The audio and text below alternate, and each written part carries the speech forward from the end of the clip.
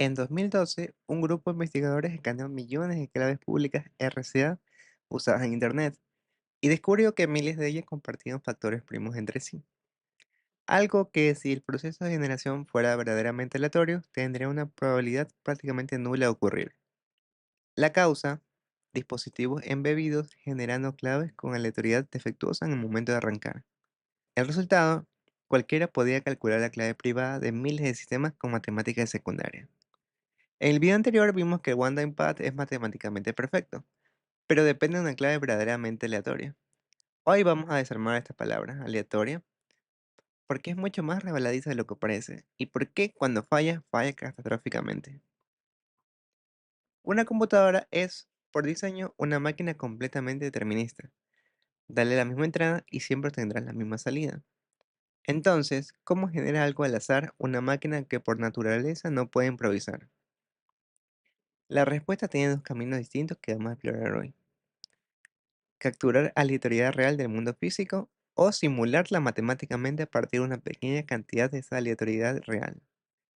Ambos caminos son esenciales para casi todo lo que hace la criptografía. Generar claves, generar nonce, generar los números que hacen que dos conexiones cifradas nunca se parezcan entre sí. Aleatorio versus no aleatorio. Intuitivamente sabemos distinguir una secuencia aleatoria de una que no lo es, pero formalizarlo es más difícil de lo que parece. La criptografía define la aleatoriedad en términos de distribución de probabilidad.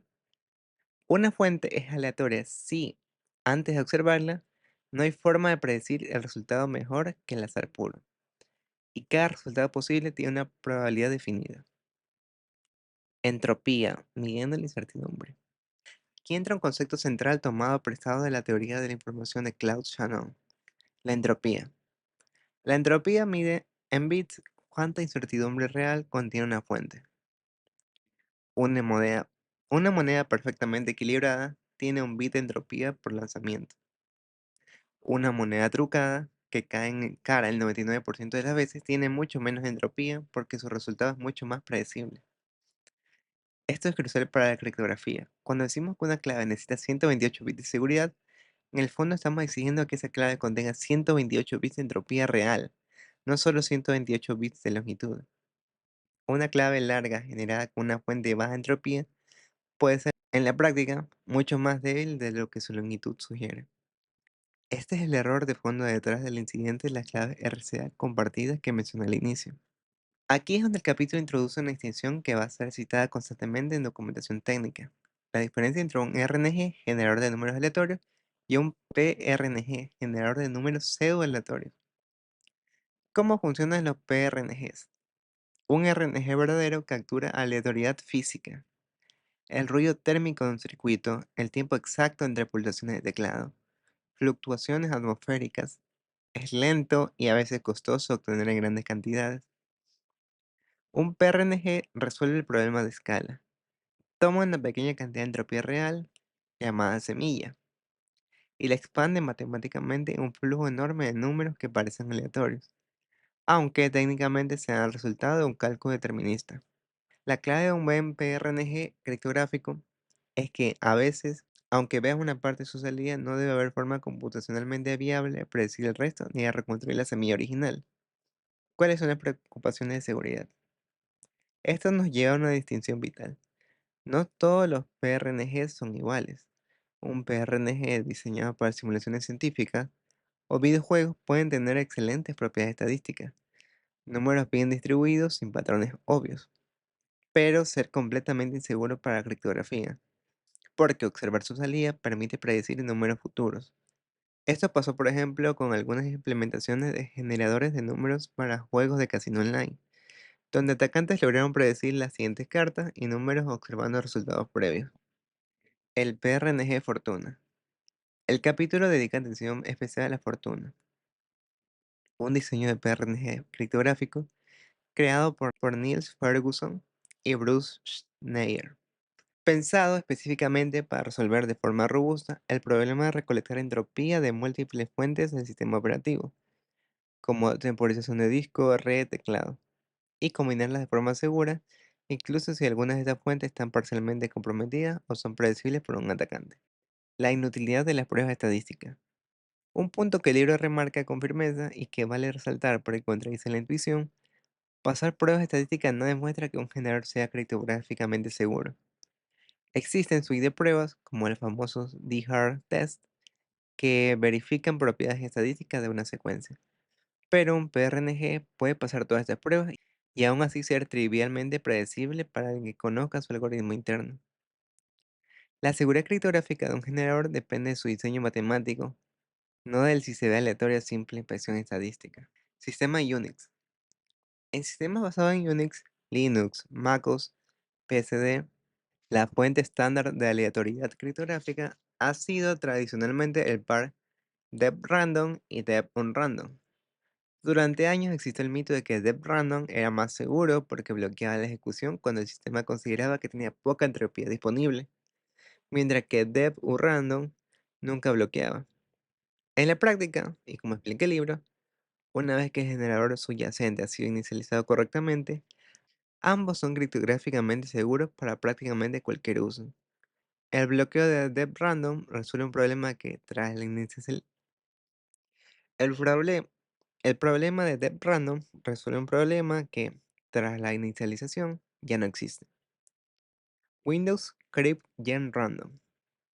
En el mundo Windows, la función histórica equivalente fue cryptGetRandom, parte de la API criptográfica del sistema operativo, encargada de proveer números aleatorios criptográficamente seguros a las aplicaciones, que la solicitan a través de las bibliotecas del sistema. RDRAND, aleatoriedad por el hardware. Los procesadores Intel modernos incluyen una instrucción llamada RDRAND, que genera números aleatorios directamente desde el circuito de hardware, dentro del propio chip, basado en el ruido térmico real. Esto es enormemente rápido y conveniente, pero también introduce una pregunta incómoda que el libro no evita. Si confías completamente en un componente hardware cerrado y propietario para tu aleatoriedad, ¿qué pasa si ese componente está deliberadamente debilitado o tiene una puerta trasera? Es precisamente por esta preocupación que los diseños robustos como Fortuna insisten en combinar múltiples fuentes de entropía en lugar de depender de una sola, incluso si esa fuente es hardware dedicado. Esta sección, en mi opinión, es la más importante del capítulo, porque los fallos de aleatoriedad han causado algunos de los incidentes de seguridad más graves de la historia de la computación. Fuentes de entropía pobres.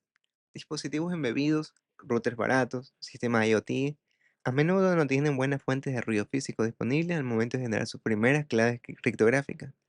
No tienen disco duro mecánico, ni patrones de teclado humano, ni mucho tráfico de red variable. El resultado es el incidente que mencioné al inicio.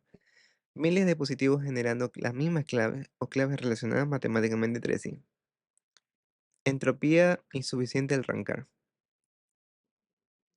Incluso sistemas normales, justo en el momento del arranque, pueden no haber acumulado todavía suficiente entropía real, porque el sistema operativo recién está iniciando y no ha tenido el tiempo de observar eventos variables. Si una aplicación pide números aleatorios criptográficos demasiado pronto en este proceso, puede recibir salida predecible sin saberlo. PRNG no criptográfico usado por error. Este es quizás el error de programador más común y más evitable. Muchos lenguajes de programación traen por defecto un generador de números pseudo aleatorio rápido, pero explícitamente no diseñado para criptografía, pensado para juegos, simulaciones o muestreo estadístico. Usarlo para generar una clave, un toque de sesión o una contraseña temporal es un error que aparece constantemente en auditorías de seguridad reales y que en muchos casos ha permitido a atacantes predecir toques de recuperación de contraseña o sesiones de usuario. Bugs de muestreo incluso con aleatoriedad fuerte. Y aquí hay una lección sutil pero crucial. Incluso si tu fuente subyacente de aleatoriedad es perfecta, un error de programación al convertir esos bits aleatorios en el formato que necesitas, por ejemplo, un número dentro de un rango específico, puede introducir, puede introducir sesgos que reducen la entropía efectiva sin que sea obvio a simple vista. El libro documenta casos reales donde este tipo de bugs de muestreo debilitó sistemas que en teoría tenían acceso a excelente aleatoriedad de base. Hoy vimos que la aleatoriedad no es un detalle técnico menor. Es literalmente el cimiento invisible sobre el que se construye toda la seguridad criptográfica. Entendimos la diferencia entre RNGs y PRNGs, por qué las pruebas estadísticas no bastan para certificar seguridad, y repasamos los errores reales que han comprometido sistemas completos por fallos de entropía. Con el cifrado y la aleatoriedad ya cubiertos, en el próximo video vamos a atacar una pregunta que hasta ahora dimos por sentada. ¿Qué, qué significa exactamente seguro en criptografía y cómo se mide? Vamos a hablar de bits de seguridad, del costo real de un ataque y de la diferencia enorme entre seguridad demostrable matemáticamente y seguridad heurística, la que se basa simplemente en que nadie lo haya roto todavía. Chao, nos vemos en el próximo video.